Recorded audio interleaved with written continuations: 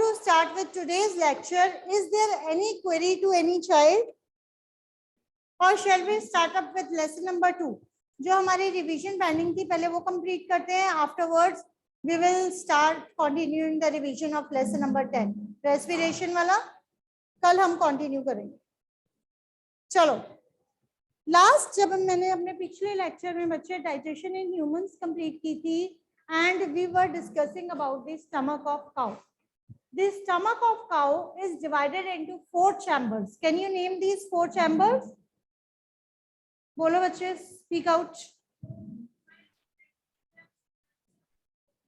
Rumen, reticulum, ठीक है,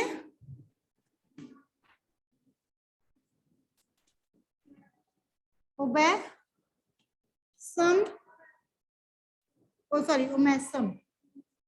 omasum, abomasum, right? यही थे. These are the 4 chambers of the cow's stomach. Let's quickly draw the diagram. Hurry up.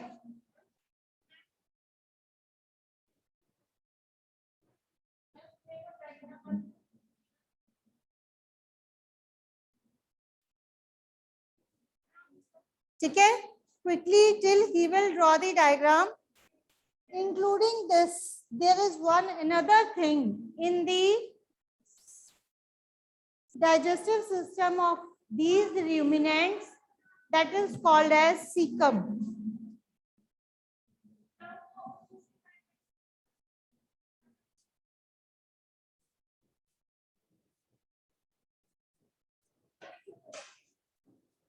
ठीक है,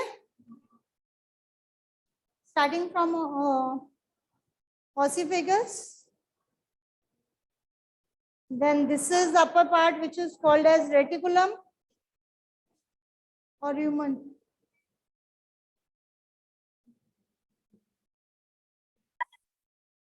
हो गया, मैं नहीं किता. Yes, children. मैंने मुंह बंद करके दिया. Children, please speak properly. You all are in a class, so kindly maintain the discipline.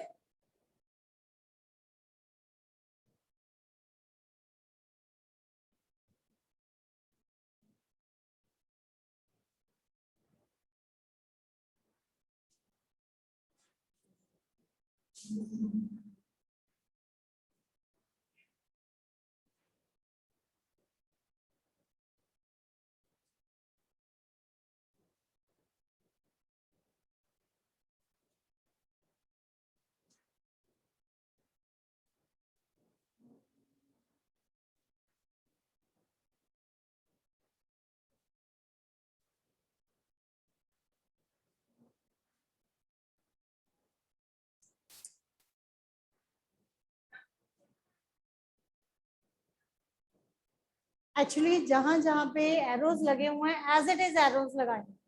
Process भी साथ में ही बताने की कोशिश की है बट इट इज रेटिकुलम है बेटे. अच्छा, particularly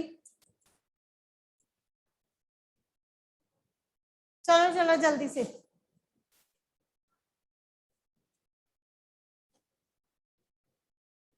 hurry up. Tell me the definition of villi. Beta, villi are these small finger-like projections that are present in our small intestine, which gives the surface area for the absorption of food. ठीक है? Finger-like projections that provide a large surface area for the absorption of the food, and it is present in our small intestine.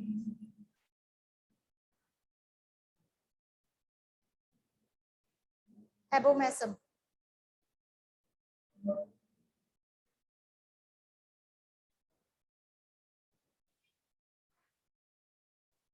Omesum, ऊपर वाला circle. Reticulum.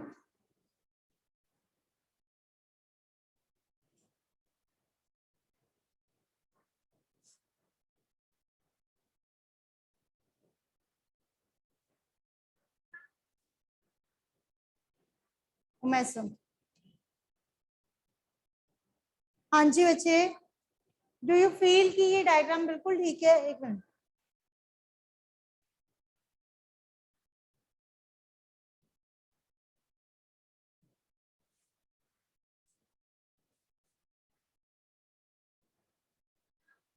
ये दिखाना एक minute. हाँ जी, can you do the corrections over here? Can anyone?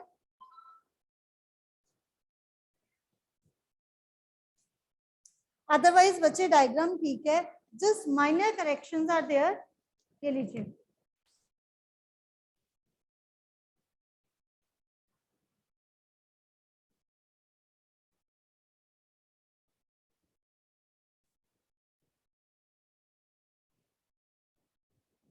बच्चे इसमें single ऐसे ही आता है, एबोमेसम में भी और ओमेसम में भी। By mistake I have kept it double. ठीक है, सिंगल ही आएगा।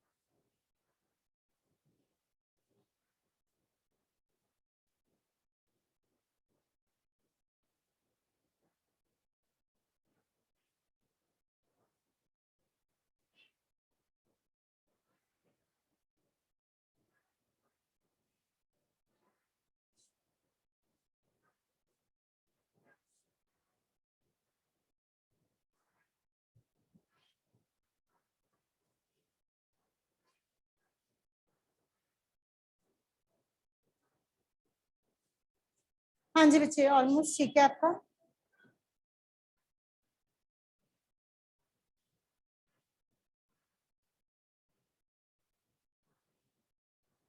हाँ जी बच्चे, ऑलमोस्ट ठीक है।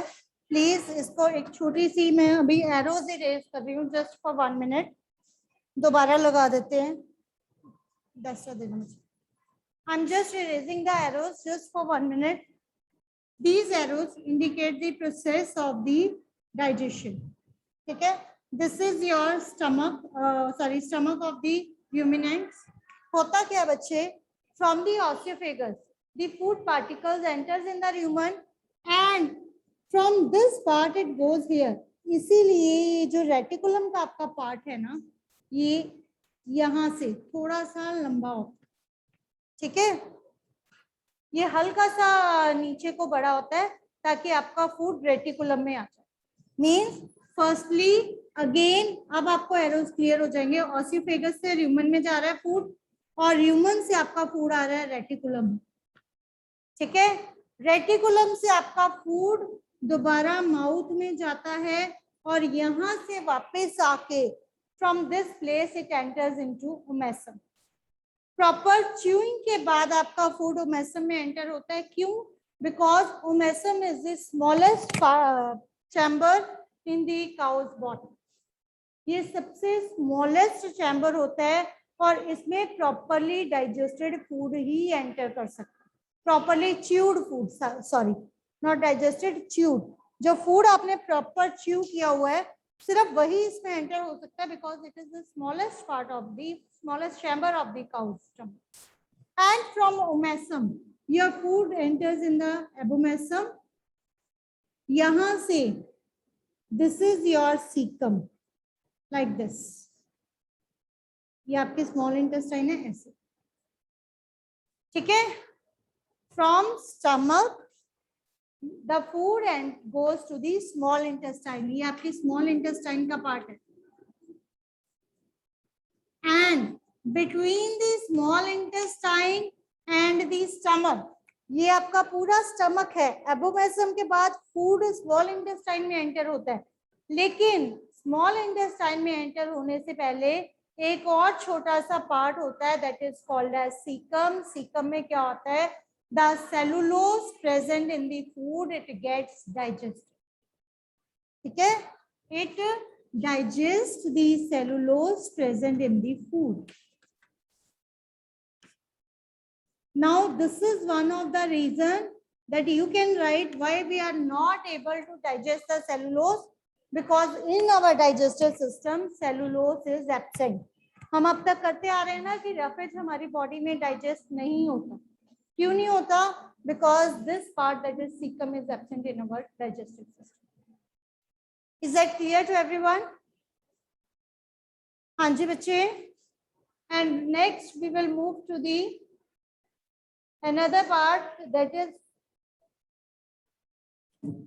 nutrition process in one of the organisms. और वो ऑर्गेनिज्म कौन सा है? एमीबा. राइट. अर्लियर बच्चे मैंने आपको अमीबा का एक डायग्राम करवाया था, उसी में पूरा प्रोसेस क्लियर हो गया था. सबसे पहले न्यूट्रिशन के प्रोसेस में देख लेते हैं कौन कौन से पॉइंट्स थे. I hope you all will remember when we talk about the nutrition what are the various processes involved. कौन कौन से थे? फर्स्ट क्या था? इंजेशन. ठीक है. सेकंड क्या है? डाइजेशन. थर्ड क्या है? Absorption. Then it is assimilation, means utilization of food. Assimilation. And last is excretion. यही 5 processes थे. और बच्चे अगर हम इसकी बात करें इन एमीबा, तो ये सारे 5 के 5 processes कैसे takes place होते हैं, let's see today. ठीक है. Either you can make a one single diagram for that, or you can go for 5 different diagrams. ये टोटली आपकी चॉइस है. ठीक है. बहुत सारे बच्चों ने 5 अलग अलग डायग्राम्स भी किए हैं और सिंगल भी किए हैं. Now one thing before that, I just want to ask, when we are talking about nutrition in amoeba, always nutrition in amoeba, it starts from one structure. ये किस स्ट्रक्चर से स्टार्ट होती है? Suppose this is a amoeba. Amoeba की बेटे कोई particular shape नहीं होती. ठीक है. Amoeba x tends its outer part from one side either for locomotion or for taking its food particle, and this projection of the cell, this is known as pseudopodia.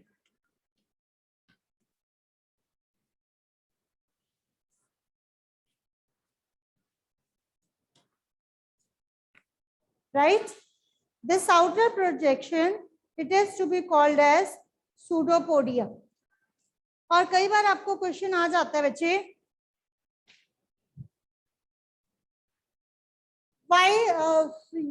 how do pseudopodia help amoeba? Pseudopodia या finger like projection या इसके false feet आप कह सकते हैं. ठीक है. इसके बेसिकली 2 फंक्शंस हैं. Number 1 for locomotion, number 2 for taking the food particle. ठीक है. मींस इंजेशन के प्रोसेस में कौन सा बॉडी पार्ट हेल्प करता है अमीबा का? That is pseudopodia. और amoeba is a unicellular organism. 100% unicellular है. मींस एक सिंगल सेल है. और सेल के हमने बेसिकली 3 कंपोनेंट्स किए थे. एक सेल मेम्ब्रेन, ये वाली जो आप आउटर ड्राइंग है दैट इज सेल मेम्ब्रेन. उसके अंदर आपका न्यूक्लियस होता है और उसके अलावा cytoplasm. These are the different parts of the cell. ठीक है. ये 3 पार्ट्स हम स्टार्टिंग में बना रहे हैं. इसके अलावा कुछ और पार्ट्स होते हैं that we will discuss later on. Firstly suppose there is a food particle. मान लो यहाँ पे कोई भी एक फूड पार्टिकल है. Whenever the amoeba senses this food particle, जैसे ही वो इस फूड पार्टिकल को सेंस करता है, it extends its 2 false feet outwards. ठीक है. It extends its projections.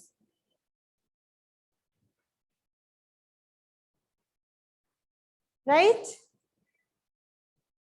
And simply engulfs this food particle with a little water inside it.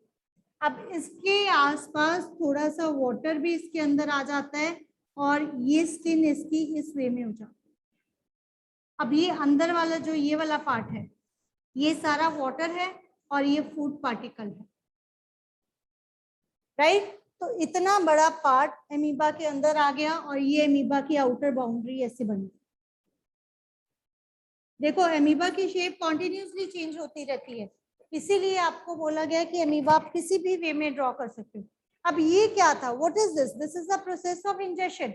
यहाँ पे आपका इंजेक्शन का प्रोसेस कंप्लीट हो. This is simply the process of injection. ठीक है. The few enzymes they are entering into the food particle. अब जितने भी आपके सेल के एंजाइम्स हैं वो इस फूड पार्टिकल को डाइजेस्ट करने के लिए यहाँ से एंटर होते हैं. फूड पार्टिकल आपकी बॉडी में चला गया, आपके माउथ में फूड गया, इंजेक्शन हो गई. इंजेक्शन के बाद नेक्स्ट क्या है? डाइजेशन. डाइजेशन कैसे होगी? जब आपकी बॉडी के हार्मोन्स आपके फूड पे एक्ट करते. सबसे पहले माउथ में सलाइवा स्टार्च को डाइजेस्ट करता है कि नहीं? इसी तरह से एमीबा में यहाँ पे फूड पार्टिकल को डाइजेस्ट करने के लिए बहुत सारे एंजाइम्स एक्ट करते हैं. They enter into this food particle, into this water molecule and digest this food particle. Digest का क्या मतलब है? They just break this food particles into simple soluble form. Okay. Second process, they digest this food particle into the simple soluble form to release energy. आपका food particle यहाँ पे अच्छे से digest हो जाता है. ओके. मींस डाइजेशन के बाद ये आपका फूड पार्टिकल जो है इट ब्रेक्स. डाइजेशन यही होता है ना, breaking down of the food particle.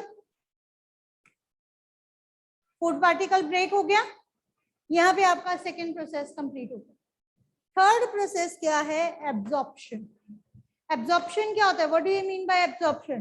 Absorption means these nutrients they are absorbed in this food vacuole directly. Directly इस food vacuole में आपके सारे nutrients absorb हो जाते. ठीक है.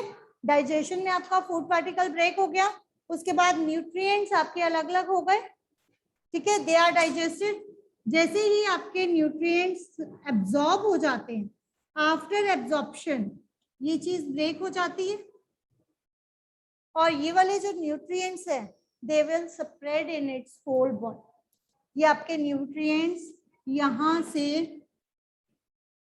स्प्रेड हो जाते हैं पूरी बॉडी. मींस पूरी बॉडी उसको यूटिलाइज कर रही है, आइदर टू गेट एनर्जी और फॉर ग्रोथ, फॉर मेंटेनेंस. अब ये सारे आपके न्यूट्रिएंट्स सारे उसने यूज कर लिए. यूटिलाइजेशन ऑफ द एनर्जी हो गया and utilisation of energy is called as assimilation. Clear. And at last whatever is left, जो भी बच गया, मान लो आपका ये फूड पार्टिकल बच गया, this needs to be egested from the body of the amoeba. ये एमीबा की बॉडी से आपने इजेक्शन करनी है. Then again what will it do? It will rupture its skin. Now it will break its skin from a certain point. Its cell membrane, not skin, rather cell membrane. The cell membrane ruptures and this waste food particle is ejected from the body. The waste is thrown out from the body. This is the complete process of nutrition in amoeba. This is called as egestion. Clear? बेटे आप इसके 5 different diagrams भी बना सकते हो और single diagram में भी रिप्रेजेंट कर सकते हो. That is totally yours. ठीक है. हाँ जी बच्चे, इसके रिगार्डिंग किसी को कोई डाउट है? You can ask. Anyone? And I think that completes the revision of lesson number 2. या इसके अलावा बेटे कोई और कंफ्यूजन है?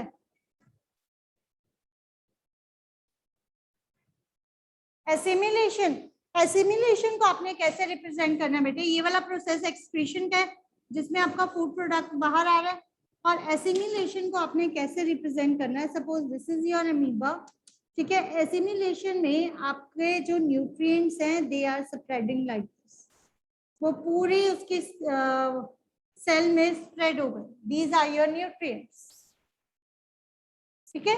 एसिमिलेशन में यूटिलाइजेशन शो करते हो basically, assimilation refers to utilization.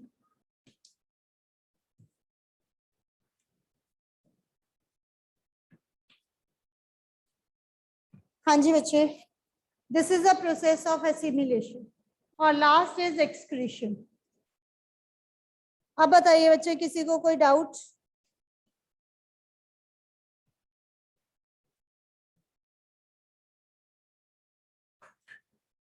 Clear है?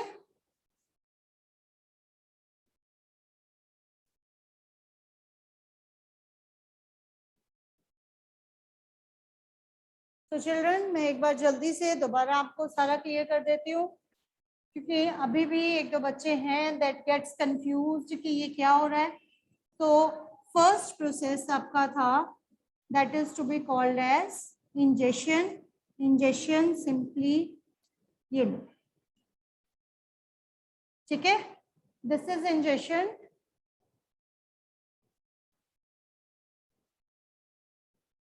ये आपका फूड पार्टिकल है,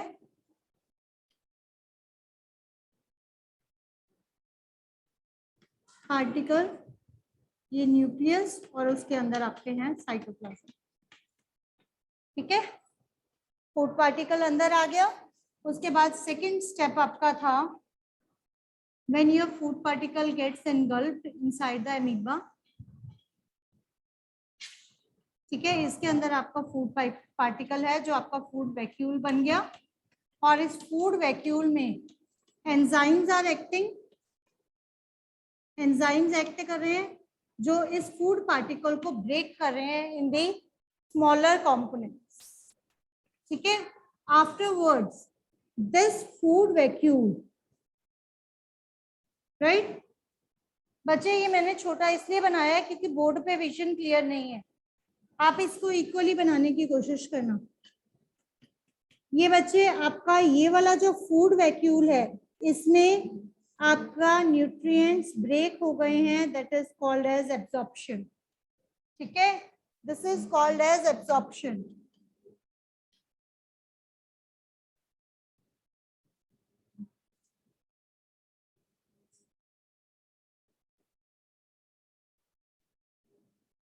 ठीक है, और उसके बाद ये रिमूव हो जाते हैं, ये एब्जॉर्ब हो गए हैं। एब्जॉर्प्शन के बाद दिस इज एसिमिलेशन। एसिमिलेशन के बाद आपका फूड, लेफ्ट ओवर फूड बाहर आ जाता है from here, which we call it as digestion. ये आपका पूरा प्रोसेस है, this is injection,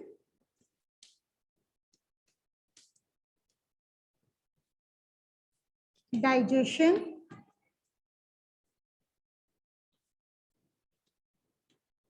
absorption, sorry इसके बाद ये नीचे third absorption,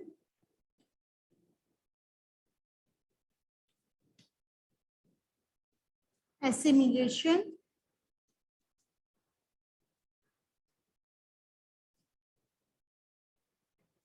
last is digestion, ठीक है।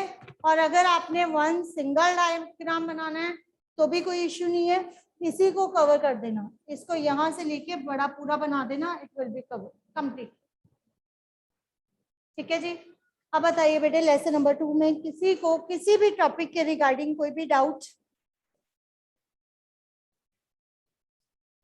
कोई टॉपिक हो बच्चे जो आपको लेसन 2 में क्लियर नहीं है?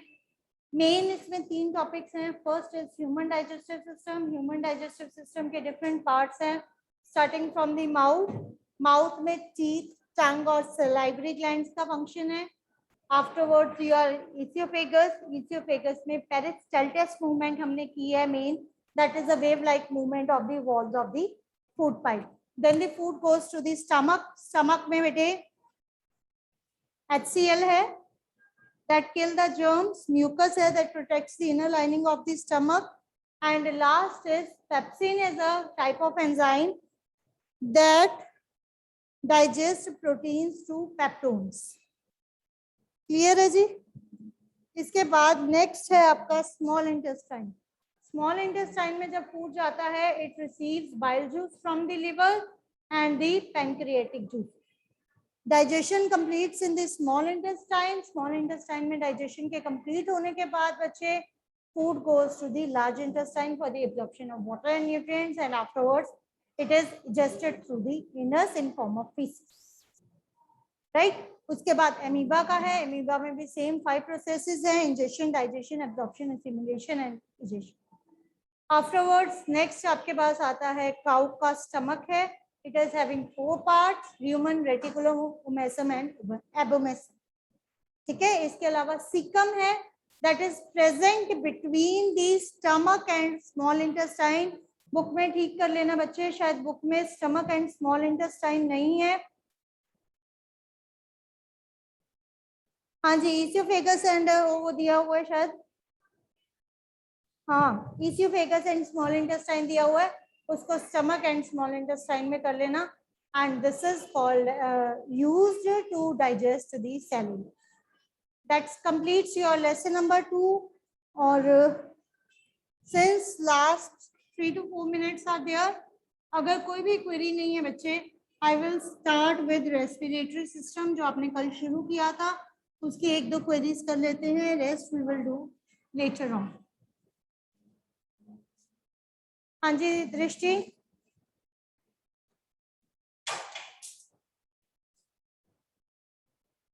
दृष्टि बोलो बच्चे. यस मैम आपने small intestine and large intestine भी लिखवाया था.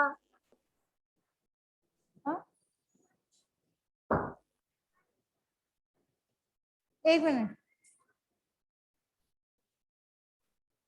Small intestine and large intestine के बीच में लिखवाया था मैंने. एक minute, let me recall that. हाँ बिल्कुल ठीक है. Small intestine and large intestine ठीक है. स्टमक को क्रॉस करके जाती है. स्मॉल इंटेस्टाइन हम पहले ड्रॉ करते हैं जब आपका ये डायग्राम आता है, तो मैंने करेक्शन भी की थी अभी. हाँ, ये ओमेसम के साथ टच करता है, ये एबोमेसम के साथ. This is your small intestine. Small intestine के बाद सीकम होता है, then it comes to the large intestine. ऐसे होता है. ठीक है बच्चे. Small intestine and large intestine के बीच में होता है. हाँ जी, और बताइए. Now next is lesson number 10, that is respiratory system. Respiratory system. Had you discussed aerobic and anaerobic bacteria? हो गई discussion?